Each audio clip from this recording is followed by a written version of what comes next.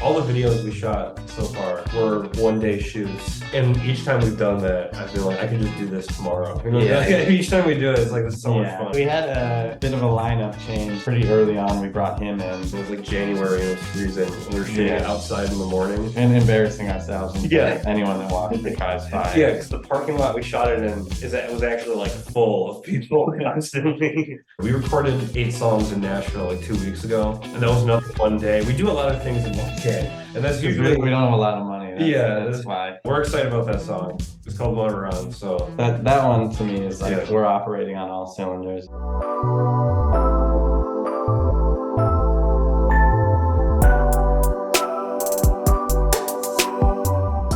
They're an irreverent 4-piece band from Chicago, bringing a sound of playful skepticism.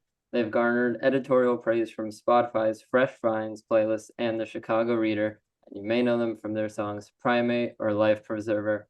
Please welcome the Trenchies to the podcast, or in this case, Andrew and Logan from the Trenchies. hello. Hey, thanks for having us.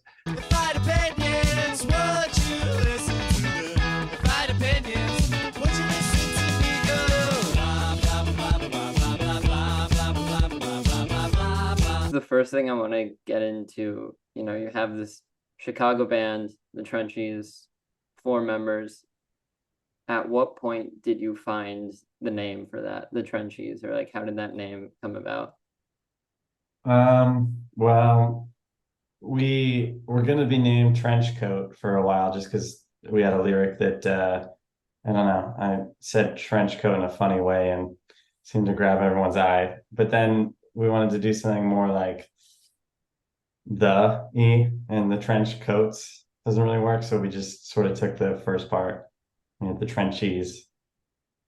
Nice. Not the most exciting, but No, I mean, it's not the most exciting, but it doesn't have to be, it still works. It's still yeah.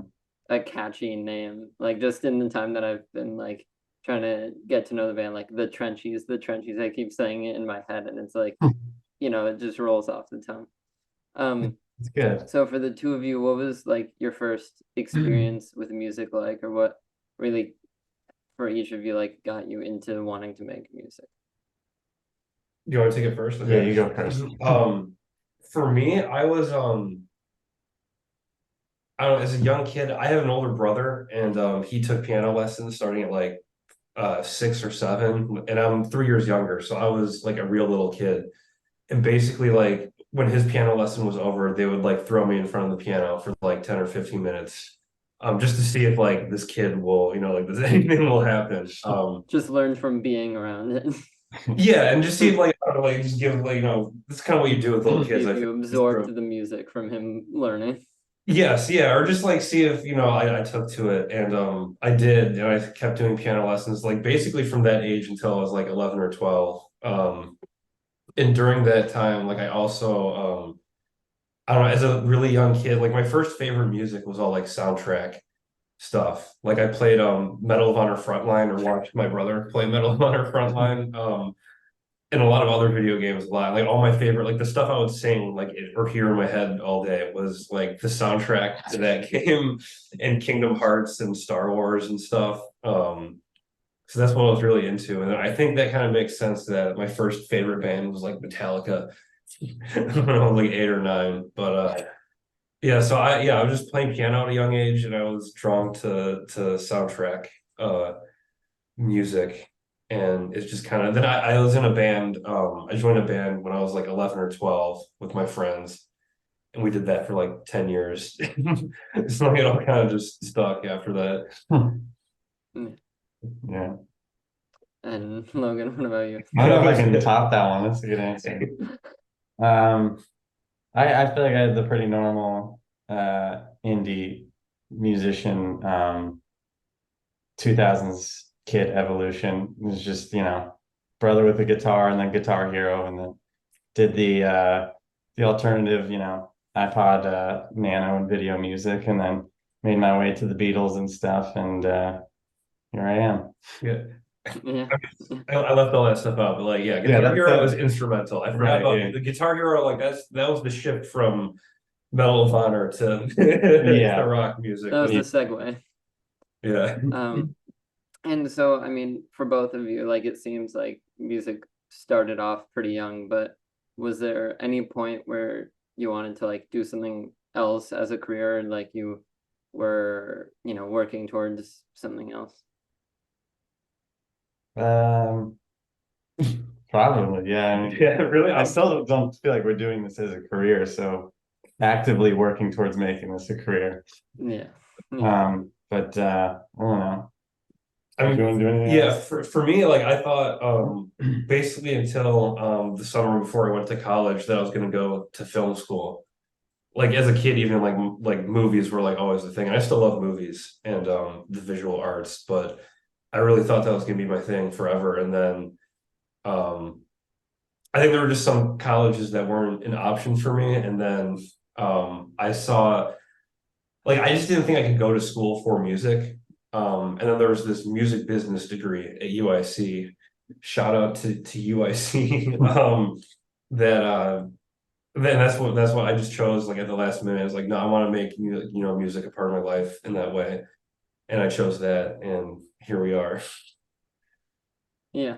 Yeah. It's interesting that you like were drawn to both like the soundtrack of these movies and then also wanted to make movies or like had a filmmaking interest in you.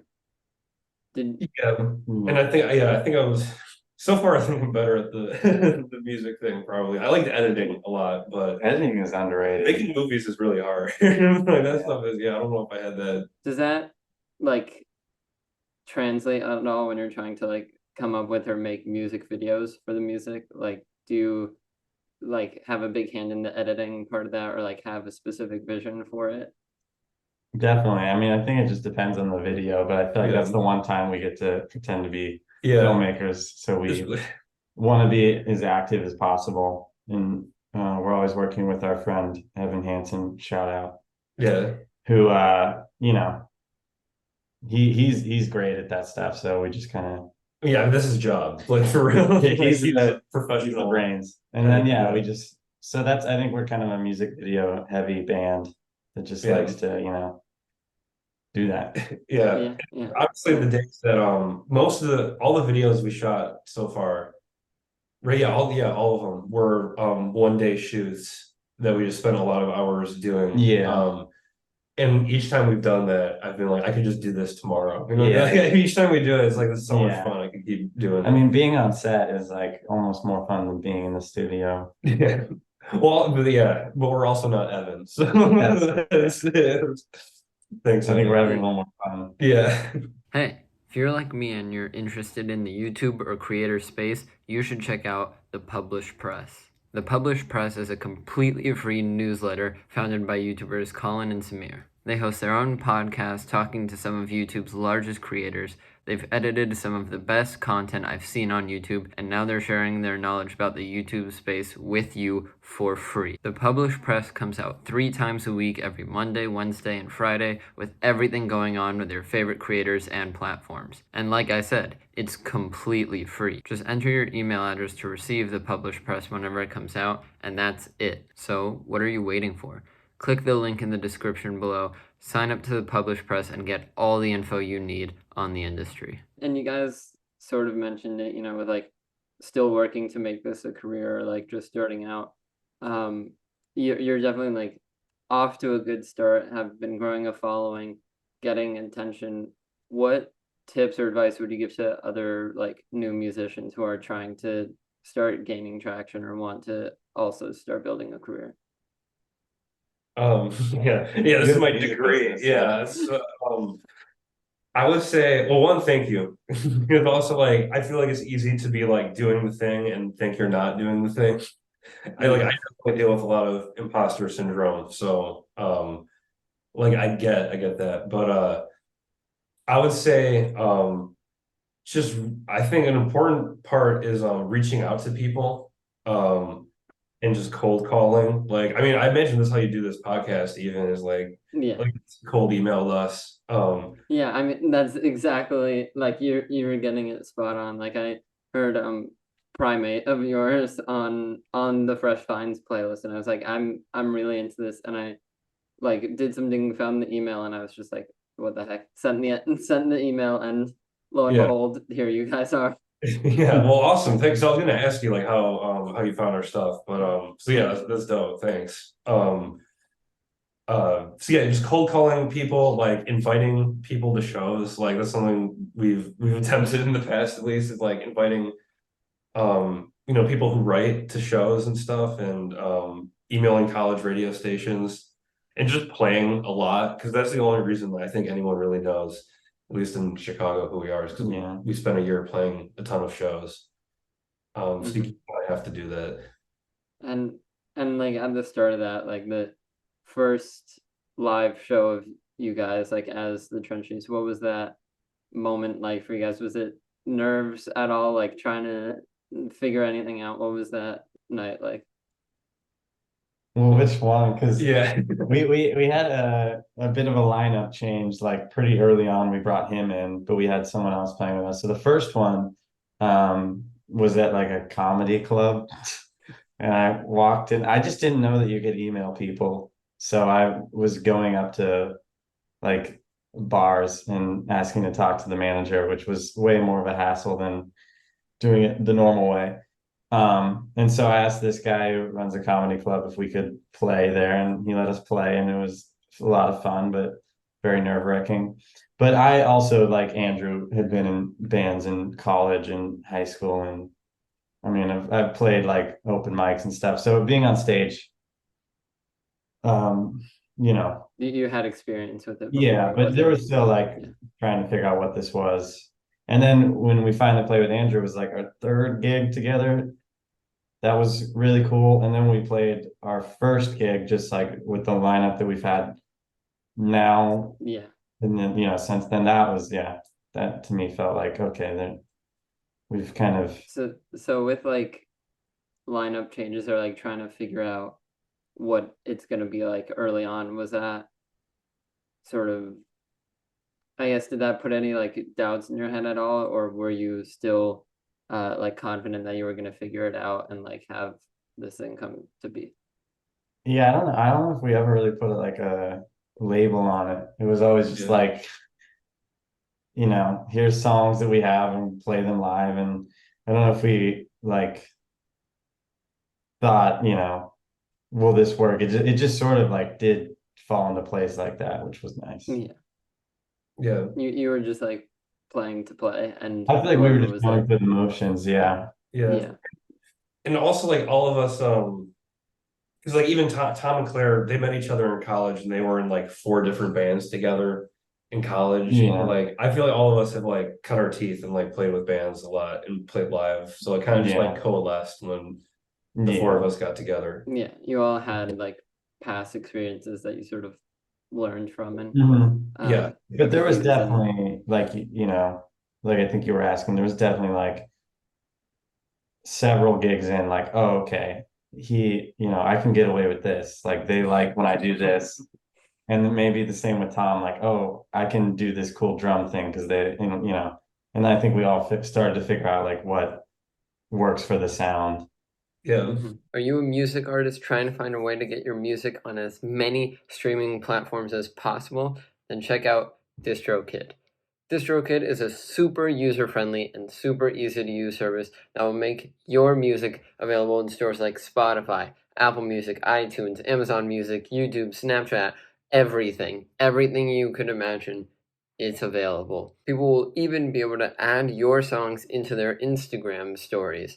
DistroKid helps you with the distribution, monetization, and promotion of all of your music. Use the link in the description of this video for 7% off any DistroKid package you want. Pick from musician packages designed to help artists get their own music out there, or even get a label package where you can manage up to 100 artists from one profile. So that's more for like managers, labels, and you can also get the musician package that I mentioned earlier, which is more for artists, producers, things like that. And super easy, and you can get 7% off any package right now with the link in the description of this video. So once again, if you're looking for a way to get your music on as many streaming platforms as possible. I'm talking any platform you can think of. Get DistroKid and get 7% off right now with the link in the description. Back to the program. Going back to music videos for a bit, you guys both mentioned really enjoying like being on set, just being there all together for like basically a whole day, I'm guessing. Do you have one video that was like your favorite time on set, or like even a moment during a shoot that was like your favorite? That was probably Life Preserver. Yeah. Because it was one of those like freezing outside, everyone's suffering for the art together. And it was like a quick, it was something that we had to get in one take. So it was like 5 minute music video or something, 4.5 minutes. And so like we had to, you know, set up and just run the song. And if one thing went wrong, it was like start over. But I like the idea of like, A, it's cheap, and B, it's like, oh, we get to watch it that night because we don't have to edit it. We just drop the song onto the one shot. But so that one for me. Yeah. And with that song, like that was just really fun because I mean I think it's been like this with every video, but I don't know, just the collaboration. Because we're all suffering. It was like January and it was freezing, and we were shooting it outside in the morning. And embarrassing ourselves and anyone that walks the cars by. Yeah, because the parking lot we shot it in was actually like full of people constantly. And it was weird because you would think as a music video, like the audio doesn't really matter, but we just had one Bluetooth speaker that couldn't be in the shot, and it's like a really wide shot. Yeah, it wasn't loud enough. Yeah, and there's a blue line train that runs right by there. So like if the train ran, like we had to get a solid 5 minutes where we didn't fuck up. And like people, because also Hannah was helping us with the cues and like operating the RC car drive through, So like we had to hit all the cues and then also not have a train throw off our timing because then we'd be out of sync. Yeah. So it was a lot. It felt really good to get. That was fun. Yeah. I'm sure that parking lot full of people enjoyed you guys blasting music through a Bluetooth speaker while also getting a take of a music video. Yeah. We actually. I think didn't someone come to a show where like they knew someone? They knew someone that had seen us. Yeah. Yeah. We heard driving balloons around and spitting out fake blood. I mean, we weren't very low key. Yeah. Yeah, that definitely sticks in someone's mind if they see it. Yeah. So like for music, I guess, or like just in music, is there anyone, whether it's personally or an artist that you guys like that's inspired you a lot with like the music you guys are making now, whether it's like an artist whose sound you really like and you're like have a similar one, or someone who's like been supporting you through this, like helping you get gigs and stuff like that, who just is anyone that's like helped or inspired you a lot? I think we've had lots of helpers, and I don't want to forget anyone. Yeah, no, there's been a lot of help. Yeah. But I don't know. We listen to like a pretty diverse range of music, and I don't know if we always overlap, which is interesting with this band, because in past bands I've been in, especially like in high school bands, that when your personalities are amplified, it was like, no, we all have to love the Beatles so we can sound like the Beatles, like we all have to have the same favorite artist. But this band, like I'm pretty sure we were playing in like gigging before I even knew some of the music they listened to. I think it was just kind of like an understanding. It's like we all probably, one of us might like this one artist more, but there's all like overlap. And I think it was just like, I'm not even fully interested in what everyone likes, because everyone's playing great and it just sort of works. But I don't know if that makes sense. No, it does. And in terms of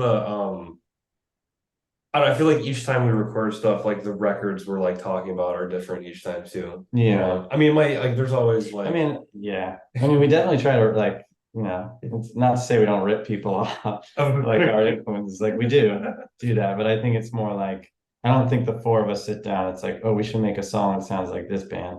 It's like I sort of am trying to sound like someone maybe is a songwriter, and then Tom is using his influences in Andrew, and Yeah, it's like, I don't know. Sugar Yeah. Ray. Yeah, and in terms of like, I don't know, like inspiration or like, I don't know, the people that have helped, like Evan and Hannah have helped us a lot, with the videos, and also, Charlie and Giselle. I actually don't know their last names. I mean, we're friends, but you know their last Yeah, I do, names. I You do. can cut that out. But you know, yeah, like the talk show video that involved like 8 different people. Lawrence was Yeah. there too. That was like that was a whole shoot. Chris. Yeah, no, I was gonna mention the guy that so we mixed our first EP with Chris Silverio from Nashville. And we're going later this week to he produced the next batch of songs we recorded. We recorded 8 songs in Nashville like 2 weeks ago. And that was another one day. We do a lot of things in one day, and that's Because usually we don't have a lot of money. yeah, That's why. there's no budgetary restraint, but it's fun. It's fun to do. I like the crazy energy. Yeah. But yeah, we did like 8 songs in 12 hours, and we're gonna mix them with Chris Silverio. And I feel like we've developed a relationship with him where he just like he kind of gets Who knows? yeah, he gets The vibe. what we're doing, yeah, the vibe, and which was really helpful, like I'm recording it with like having an outside, you know, like a real like producer situation, you know, where you can have someone objectively you know, look at the performance, because like I don't think any of us could have made objective decisions that day, really. Yeah, no, that's awesome. And so recording in Nashville, were you just like there, or did you go there for like with the goal of making songs and recording songs? Yeah, because there were 8 songs we've been doing live for a while, so we had them tight. But yeah, we failed to schedule. I tried to schedule some like DIY shows that fell through, but honestly, I think that was we were just there for 2 days. So Well, we were on like a tour, like a small tour stopping through. But yeah, our whole point of going to Nashville was to record these songs. yeah, Yeah, awesome. And so in a studio environment like that, even if it's one day, what's that like process like? Do you usually try to go in there with songs you already have down, you guys know, or is there any like in just working together in the studio to try to figure something out or come up with something?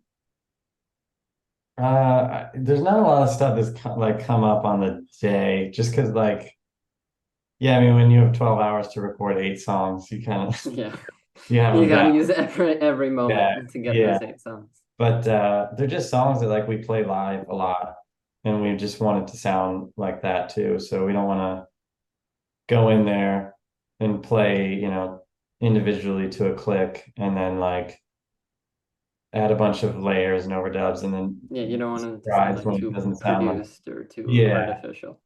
yeah. So you know, and it's just easier too. Like I think it sounds better and it's just quicker. yeah. Yeah. So yeah, I mean, I guess the environment is we just pile in a room and drummer counts us in, and yeah, we just run the song about 2 or 3 times, and that's it. Yeah.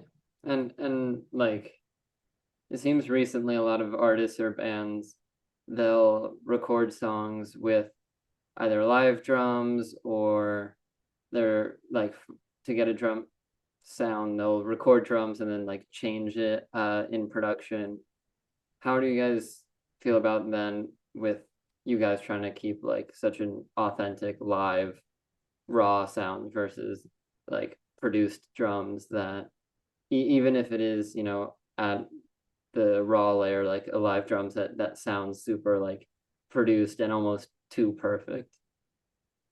I think it just depends on the band, Yeah. like in their own style. Like I think that's totally fine if that's your thing. And I think, you know, in circumstances, if we made a mistake that was bad, we would, you know, clean it up and edit it. Yeah. But Yeah.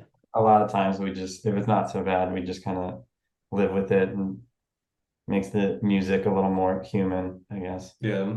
And I think Tom puts a lot of attention into like what it sounds like Yeah. before we even roll. So I mean, with me and Andrew, I think there might be some mistakes, but he's kind of like a human metronome machine. Yeah. The drummer's not the one we worry about. Yeah. Yeah. Same with our bassist. They're both always locked in. And earlier you mentioned like you're not really stealing from other artists, but you definitely have an inspiration, even if it's on a more individual level rather than as a band. For the two of you guys, who are some of those bands or artists that you guys like draw inspiration from or really like the sound of? I mean, honestly, Ray? Sugar Ray, Sugar Ray. For me, like I can hear the I feel like I don't know the music I make on my own and stuff is pretty dramatic. So I feel like I do hear like Medal of Honor influence, but I don't know if any of that makes it into the trenchies. But like for me personally, yeah, that kind. I mean, I love the Beatles, and it's like you can tell we like the Yeah, Beatles. we both love the Beatles and REM, and Yeah, Mm, you can hear this nice. stuff. yeah, you can definitely get the jangle. And I love the Beach Boys quite a bit. So Yeah, Yeah. I think just like listening to your guys' music a bit before, I think I can get some of that like Beach Boys like summer vibes sort of coming through the music. Um, and I mean, from the music you've released so far, is there any song of yours that like sort of defied expectations, like a song that you really like had high hopes for and put it out and it sort of flopped, or one that you thought would just like sort of do okay, put it out and it shot up there? Primate definitely yeah, was better. Primate, yeah. Yeah, I mean that was something that like was intended to be a B-side type thing where like we didn't even mention it when we were promoting it. It was just like this song Old Boy's out, and then if people went to go listen to that, they'd be like, oh, what's this song? And it was recorded under different circumstances, Yeah. very like DIY, I guess is the term. I mean, but even though everything's done like that today, but yeah, it was like something that we just did in an afternoon because we both had a fix in to get like a 70s type sound. Like we just wanted to get that out of our systems because we've been talking about it for months. And then yeah, it just kind of all of our friends were like, or a lot of my friends were like, that's my favorite Trenchies song. And yeah, and I would say the Old Boy was the one that yeah. That you thought would do well and you were trying to yeah. promote and it didn't really get up there. So yeah, I did want to talk to you guys about that. Your latest release, Old Boy, that like looks like just one song, and then as you said, once you go in, there's just this other song sort of chilling there in Primate. What was the thought process behind like putting those two songs together rather than like releasing them as two separate singles? I think we just kind of like the aesthetic of like a B-side. And Yeah. just like one song feels like too much. And we write and record so much that like we've got so many songs that we just need to dump out sometimes because and that was just something that was like, oh, this will be a cool little like demo thing that we could throw in with the Old Boy single. Yeah, and like I don't think we thought it had because of that also, like I don't think we really thought it had legs on its own. Yeah. You know what I mean? Because it was literally just like Because it was such a casual thing for you guys to like come up with and make. You were trying to find songs that you really like put the time and effort in to try to get out, and Primate just felt more like spur of the moment. Yeah, definitely. And also I just want to say that's our friend Katie on vocals also on that from the band Beauty Saloon.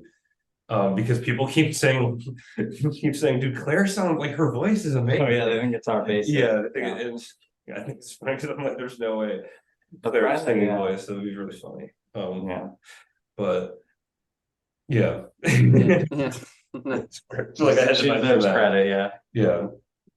And you guys are pretty new to releasing music, so maybe you're still trying to find a certain sound for the band, but if you have an idea of what like the Trenchies sound is, do you think there's a song out now that really shows people like sort of this is the Trenchies, or like this is the sound we're going for.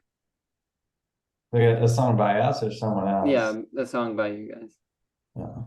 I mean, I always show people Life Preserver. I feel like that's kind of good. That's the closest. I mean, I feel like I don't know. I'm always like, Did you have an idea for like another artist that you no, saw? I was just thinking, I was just trying to, yeah. I think but the ones that we do have out, I mean, I don't know. I would say what we recorded in Nashville. yeah. Well, I I think would say we were still trying to figure it out. yeah, I think there's a healthy level of dissatisfaction. Like I feel like that's something I've heard Jack White talk about before. I don't know if you're gonna like me bringing up Jack White or not. It was different wheelhouse, but of like just trying to push yourself and like being too comfortable or like too satisfied might kill creativity. And that's like that might be like a really like Irish Catholic, philosophy. But I don't think we're some people that have like that we're like harsh or like perfectionist Yeah, type thing. but Like, not one of those people that would never be happy with Yeah, the yeah. mix or like the song, you know. no, for sure. But I think we're just like really excited to like do more stuff too. Yeah. Yeah. Yeah. And so for the Trenchies, like trying to come up with music, if each of you got this sort of magical opportunity to collaborate and make a song with any artist or band in the world, who would each of you want the Trenchies to collaborate with? Gorillas featuring the Trenchies. Depends what era. Still, I would Or no, Plastic Beach. I would say I honestly like Rick Rubin. Like that might be a loaded answer. I don't know what people's perceptions of Rick Rubin is in different, spheres of the world, but like for because like I feel like his whole thing is just like that would end up being like whatever we are essentially, Yeah. And I'm curious what that what would happen. Yeah. No, I really like Rick Rubin. I think like he's so diverse as a producer that I feel like he's either like worked with everyone, or if he hasn't, he has the ability to work in like almost any genre out there. Yeah. And it's really impressive. Yeah. I just have to ask quickly, Logan, you mentioned Gorillaz, Cracker Island when it came out. I listened to, love the album. How did you feel about it? You know, I didn't even really listen to it. I'm so behind on my Gorillas, but if there's a song I should check out. I mean, yeah, you should check out the whole album, but like my favorites from that probably just Cracker Island, like the title track, and then I also really liked Skinny Ape, which is on there. Cool. Yeah.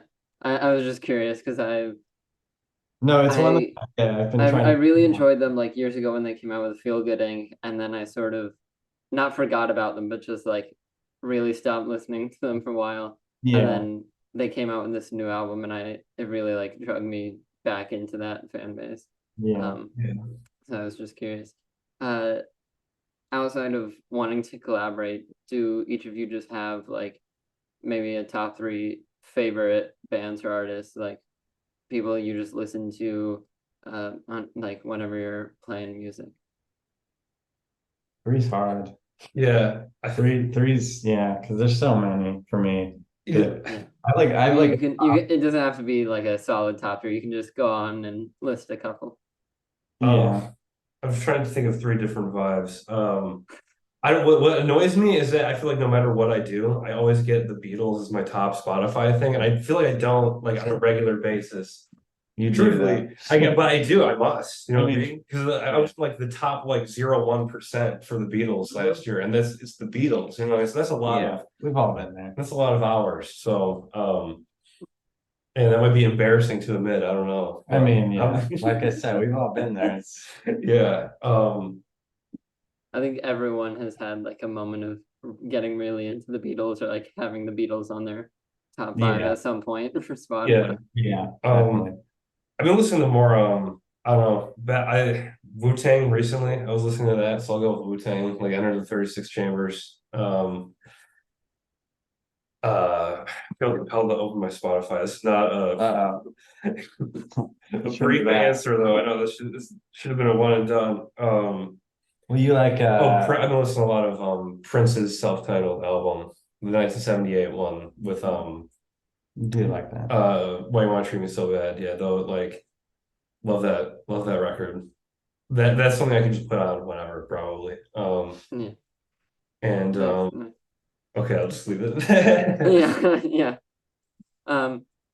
And I mean, for each of you guys, I mean, maybe it's one of these Nashville songs that isn't out yet, but do you guys have a favorite song of yours that you've made as the Trenchies? It is a Nashville song. Yeah. I'm curious, what's your favorite right now? You know mine. You can guess, but Do I? Oh, I do. I think I do. Yeah. what is it? Motor On. Yeah, Yeah. Okay. Yeah, we're excited about that song. It's called Motor On. So That one to me is like Yeah. we're operating on all cylinders and Yeah. just yeah. Yeah, I mean, so going into this like set of Nashville songs, what can you tell us about this upcoming release in this project? You know, how do you guys feel about it? If there's any general like time that people can expect to hear it coming in, that just anything you guys are open to tell us about this record. I think it's safe to say something will be out because we made a really short timeline for ourselves to mix That's it and true, get yeah. it done. So I think it's safe to say music will be out. I don't know if it'll be just a song or a whole thing, but before the end of the year. I think we might just do like the simple couple singles and an album. Yeah. Like Mm-hmm. it's gonna be our first album, which will be really cool. Yeah. I think there'll be some other stuff trickled in that will be cool besides these 8 songs too. So like there'll be demos and things that we recorded all of Yeah. us at a practice space, and then just stuff I did in my bedroom, and it's just gonna be this like cool, I think. Yeah. I don't know. And the songs we tracked, like if you've seen us live, it just sounds like the best version of that. So Yeah. which is really exciting. Yeah. Yeah. Yeah, awesome. Well, I mean, those are all the questions I had for you guys today. Thank you so much for coming on, telling us a little bit about, these Nashville songs, the songs you've released so far. Where can people find you guys online if they want to check you guys out, listen to the music, anything you want to promote, where can they find you? We're on Instagram. You can follow us there. Our music's on Spotify and Bandcamp and we just got added to Deezer yesterday. It was like Why is 4 it weeks always- late. yeah. So you can find us on Deezer and check us out on YouTube because we have a bunch of cool music videos on there that we're proud of. And yeah, but if you follow us on Instagram, you'll know when we're playing live and where, because it's not, hopefully we'll be doing more stuff outside of Chicago Yeah. again soon. And I don't know, do you have anything? Because there's something I didn't mention before to one of your questions I wanted to add on. Yeah, go ahead. Go ahead. Oh, you go ahead. In terms of like advice, I don't know if I want to copy and paste this backwards, but because I was talking about emailing people and reaching out, and I think people get really psyched out, and like my experience with friends, like people get really psyched out about what to like write in emails. And like do not like write a novel or like put your bio like in the email. Maybe have like a link to that. Just use hyperlinks and like keep it super brief. If we're talking about like the inspiration thing again, there's this person, Alex White, who I worked with in college, she was in a band called White Mystery. That was like a huge Chicago band for a while. They mentored like Twin Peaks and a few other bands from like a previous generation of Chicago artists. And her whole thing is like, I mean, she spoke at UIC. Like I've heard her give this lecture like multiple times where like you just have 3 sentences in the email where it's like it's just a quick introduction and like who you are and like what you would like from this interaction with another person, and then ending it in a way that is like, I expect to hear from you, and I think that's really sound advice because once I started following that template, like people respond, so Yeah. it's like just nitty-gritty stuff that I feel like, because it's easy to say just reach out to people, then I can see someone being like, okay, but how? So Yeah, because I mean, I've a lot of the interviews I've done are from cold emails, and it's a lot of like constant refining of like how I'm gonna write the email, and it changes like person to person, group to group. And Yeah. like, I mean, maybe it was just like being younger, naive, do whatever it was. My first ever cold email was literally like 2 sentences. It was like, "Hey, I like your music. Come on my podcast." And then Yeah. now, I mean, you guys saw it's like a bit more built out. It's like, "Hey, this is who I am, what I do. Like, this is what I like about your music. Would you want to come on and like have a conversation with me?" Yeah. So yeah, I definitely think like not only just reaching out, but the way you reach out is also important. Definitely. Yeah. Yeah. You got a dom too. Like that Yeah. was and you've gotten like, so I was looking through episodes and stuff, and I listened to an episode. Like you've gotten like some really cool people just from doing that. So Yeah, yeah. And yeah. then I mean, it's been great because not all the time, but there have been times where I'll have someone on and they email me like 2 months later and they're like, "Hey, my friends in this group really think you'd like them, like maybe invite them on the podcast." And like just making those connections that can keep growing and growing are really Yeah. helpful. Yeah. So yeah. Oh yeah. Yeah. Well, thank you guys again. And I can't wait to hear this set of songs that's coming out at some point. Oh, so yeah, Thank we'll you. send them your way. Yeah. Yeah. Thanks for Yeah. having Yeah. us. Thank you for having us and reaching out. This is super cool.